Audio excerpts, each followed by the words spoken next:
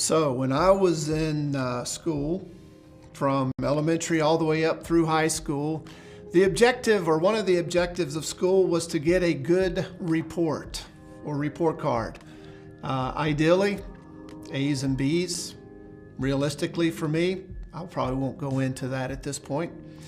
But the objective was to get a good report. In other words, you wanted to take home to, in my case, my parents, a word from the teacher that basically said, I'm doing a good job. I'm learning what I need to be learning, and I'm behaving the way I needed to be behaving. That, in essence, would be a good report. You know, it's interesting. God's Word speaks to what is a good report as well. It begins in Hebrews chapter 11, verse 1. Let me just read this for you. Now, faith is the substance of things hoped for, the evidence of things not seen. So in other words, faith is critical. It says in verse 2, for by it the elders obtained a good report. So what's the writers talking about? Well, as you go on and you read through the rest of Hebrews chapter 11, you're going to see who the elders are that the writer's referring to here. It's people like Abraham, Isaac, Jacob, Moses, Samuel. It'll go on and on. It's going to list prophets and kings like David, men and women of the Old Testament who God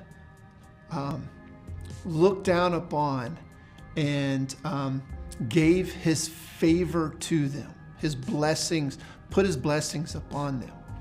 But why? It says quite clearly here, because of their faith, their trust in God, even though they could not see it, yet they hoped in him, they put their hope in him, God gave them a good report. In other words, he said, that's good. They're right on. They're spot on. They're my people. But why? It wasn't what they did. It wasn't their acts. It was their faith. It was their trust in him. So how do you and I, as the writer's going to go on to explain, obtain our good report from God? By having faith in him, believing in the things that we cannot see, having hope in those things, although we cannot touch them. Faith is the substance of that. Having faith, trusting in, being obedient to God.